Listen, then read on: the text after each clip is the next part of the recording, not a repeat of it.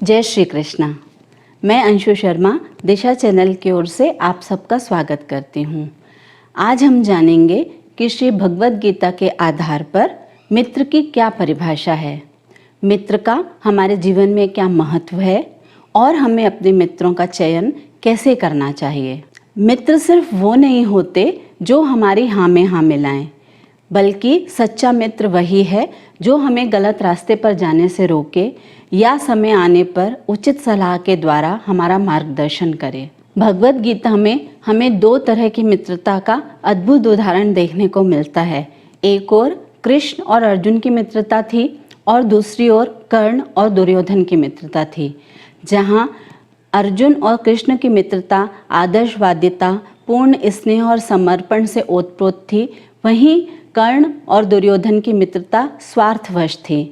इस प्रकार हमें ये सीखने को मिलता है कि अगर हमारी मित्रता सच्ची भावना और आदर्श पर टिकी हो तो हमें सफलता प्राप्त होती है, और अगर वही मित्रता स्वार्थवश की जाए तो हमें असफलता का सामना करना पड़ता है। आप सबने भी अपने जीवन में महसूस किया होगा कि जब आप बहुत अधिक खुशी में होते हैं या आप किसी वजह से दुखी होते हैं, आपका मन परेशान होता है, तो आप अपने दोस्तों से अपने मन की बात कहकर अपनी समस्याओं का समाधान पा जाते हैं। गीता में भी हमें इसी का उदाहरण देखने के लिए मिलता है। युद्ध के समय जब अर्जुन का मन अपने स्वजनों को देखकर बहुत दुखी हो गया और वो धर्म संकट में पड़ गए, उन्हें कुछ नहीं समझ आ रहा था कि अब मैं क्या करूं। सारे परिजन वहां पर उपस्थित थे, फिर भी उन्होंने अपने मित्र से ही अपने मन की बात कही। उन्होंने श्री कृष्ण से बताया कि उनके अंदर कौन सा द्वंद्व चल रहा है।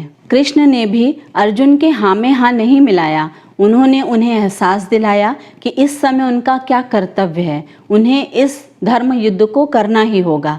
इसलिए मित्र वो नहीं जो आपके अनुसार आपको सहमति दे या आपके कार्यों में आपका सिर्फ सहयोग करता रहे। उसे आपको सही दिशा दिखानी चाहिए जिससे आप अपने उद्देश्यों में सफल हो सकें। मित्रता का हमारे जीवन में बहुत महत्व है, इसलिए हमें अपने मित्रों का चयन सोच समझ के करना चाहिए।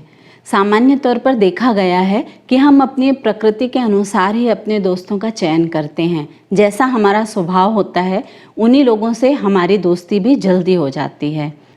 भगवद गीता के 14वें अध्याय में बताया गया है कि मनुष्यों में 3 तरह की प्रकृति देखी जाती है।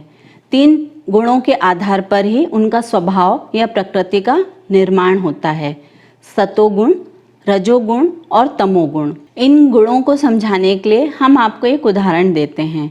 मान लीजिए आप कभी किसी समस्या में उलझे हुए हैं और आप अपनी वो समस्या अपने दोस्तों के पास लेकर जाते हैं, तो उनमें से कुछ दोस्त ऐसे होते हैं कि आपकी समस्या को सुनते ही किनारा करने लगते हैं।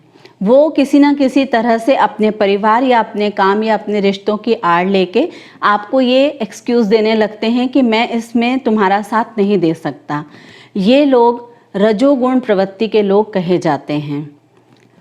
कुछ ऐसे होते हैं जो आपकी समस्या सुनते ही तुरंत आक्रामक हो जाते हैं या ये कहने लगते हैं कि चलो चल के अभी फैसला करते हैं, मैं देख लूँगा, तुम परेशान मत हो। तो आप ऐसे दोस्तों को ये ना समझें कि वो आपके लिए सब कुछ करने के लिए तैयार हैं।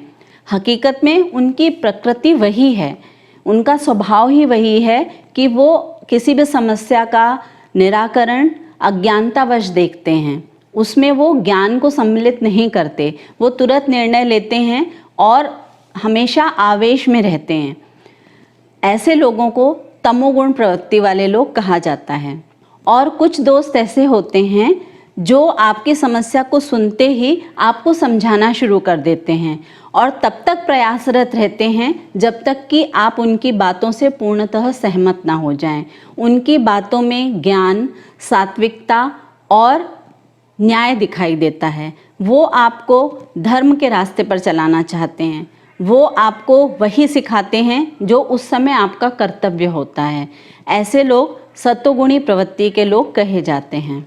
इस तरह गीता के आधार पर हम अपने दोस्तों के स्वभाव को जान सकते हैं और उसी आधार पर हम अपना निर्णय ले सकते हैं। सामान्यतः यही देखा जाता है कि जिस तरह की आपकी प्रवृत्ति होती है, जिस तरह का आपका स्वभाव होता है, उसी तरह के लोगों के साथ आपकी मित्रता लंबे समय तक चलती है और धीरे धीरे बाकी के लोग आपसे दूर होते चले जाते हैं। तो हमने देखा कि मित्रता सिर्फ एक औपचारिकता नहीं है, ये एक उत्तरदायित्व है जो दोनों पक्षों को समान रूप से निभाना चाहिए। जब भी कभी किसी के ऊपर भी कोई बुरा वक्त आए, उसे उचित सलाह, उचित मार्गदर्शन देकर उन्नति के रास्ते पर आगे ले जाना चाहिए। भगवद गीता में हमारे जीवन से जुड़ी सभी बातों, जन्म से लेकर मृत्यु तक की सभी समस्याओं का समाधान दिया गया है। आगे भी गीता से संबंधित इस ज्ञान को हम आप तक पहुंचाते रहेंगे। अगर आपके मन में गीता से संबंधित कोई भी सवाल हो तो प्लीज़ कमेंट बॉक्स में डालें, हम उन प्रश्नों का उत्तर ज़रूर देंगे। अगर आपको हमारी ये जानकारी अच्छी लगी हो तो प्लीज़ हमारे चैनल को सब्सक्राइब करें, आगे अपने दोस्तों को ये जानकारी शेयर करें जिससे वो भी मित्रता का महत्व समझ सकें। धन्यवाद। जय श्री कृष्ण।